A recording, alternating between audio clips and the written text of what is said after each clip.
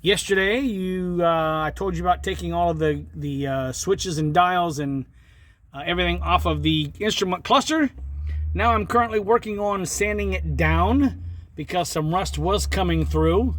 What's really puzzling to me, though, is this side has no Bondo in it. From about right here all the way across is Bondo. I am confused. Why here and not there? But I may be overthinking that. The one thing I should have done, though, was to put some kind of head covering on, because all of this stuff that's on here is falling on my face. I am wearing a face shield and a mask, so I'm not breathing all that stuff in, but I've got it wiped down. So now I'm going to take my can of Rust Reformer, purchased at my local Harbor Freight. Harbor Freight, to me, is a great place to buy quality tools and other supplies you need for just about anything you're doing around the house, on the water, or even on vehicles. Some people say the tools are cheap. Those are only the people that don't know how to use the tools properly. So, for those of you north of the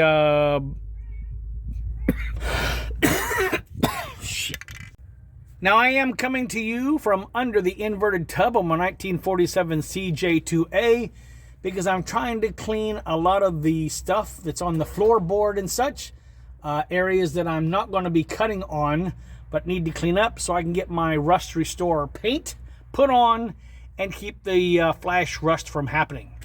You can see that the clouds are starting to move in. It's still going to be 85 degrees today, 90% sun, about 10% chance of rain, but not until around the 4 o'clock hour, so I'll be well done by then. Let's take a look at what I'm working on.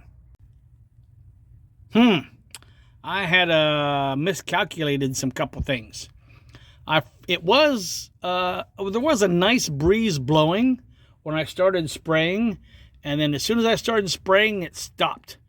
So I had to hold my breath, spray about this much, stop, let the fumes dissipate, take a few deep breaths, come back, paint that, stop, hold my breathe some more after it dissipated, took another deep breath, and then sprayed the rest of it, stopped, and let it dissipate. And then I came back and I made complete lines all the way across the item because I wanted to make sure I got that covered. Now, this is actually looking better than I had anticipated. You can see, well, you may not be able to see. Well, right there you can see it. The pits from the rust. Not much I can do with that.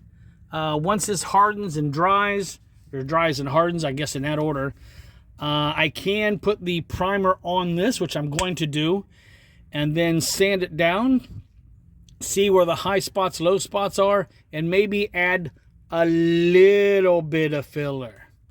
But it only looks like a couple of places. These screws are going to come off. This is going to come off. So there might be a little bit of Bondo there, a little bit of Bondo here and here. Just a couple little spots. Probably not much more than you'd use to, say, cover the same area as a slice of bread. But anyway. So let's go find something else to do. And I'll be back as soon as I figure out what I'm going to do next. All right, this is what we're going to do next. We'll take my orbital sander, my 40 grit sandpaper, come back in these areas where I have the, I put the, oh, I know what this is called. I'll think of it in a second. And all the stuff ran down here. I got some rust spots here. You can see it starting to come through again. There's a nice little concave spot right here. I may turn this over and see if I can pound this out with a hammer first.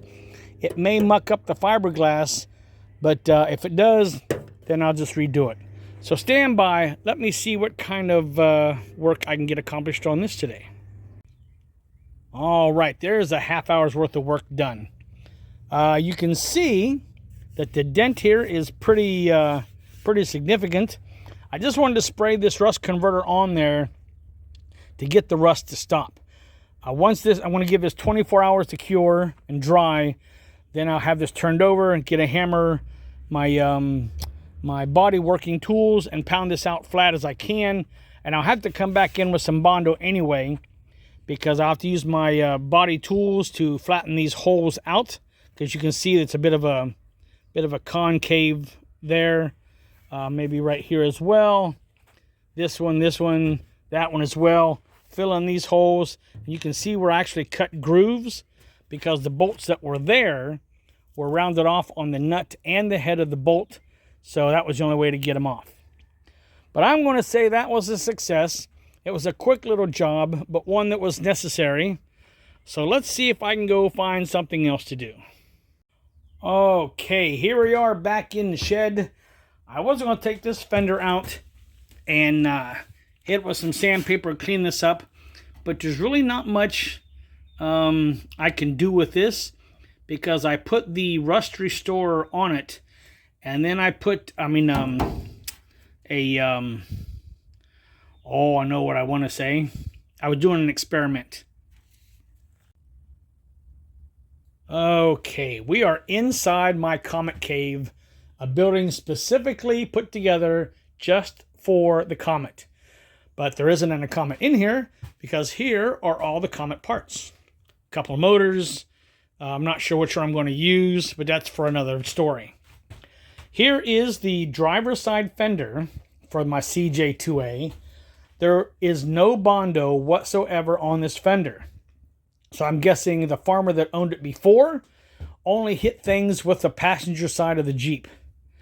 Now you can see that it looks kind of funky, because what I did was I used aircraft remover, and I took all of the paint off, sanded it down with some 40 grit, then some 80 grit, then tried to make it as smooth as I could, put the rust restorer paint on it, let that sit for, I don't know, it's about 3 or 4 days, and then I took rubberized undercoating to put over top of the rust restorer, so I wouldn't have to paint the underside of the fender.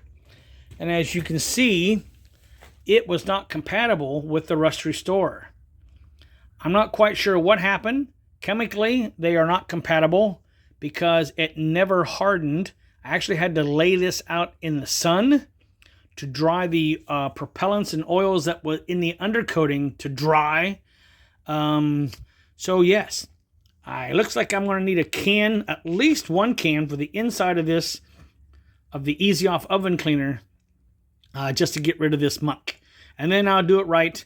I'll put the rust restorer on it, primer it, and then I'll paint it, and then maybe use the rubberized undercoating. But we shall see. Also, there's the grill for the Jeep. I'm going to keep this paint combination. I like the way that it looks.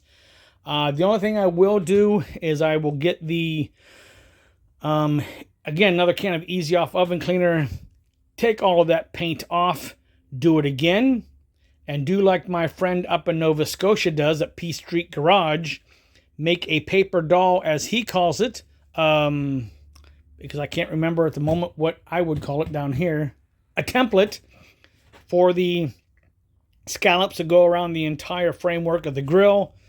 So then when I paint it again, it'll look much better.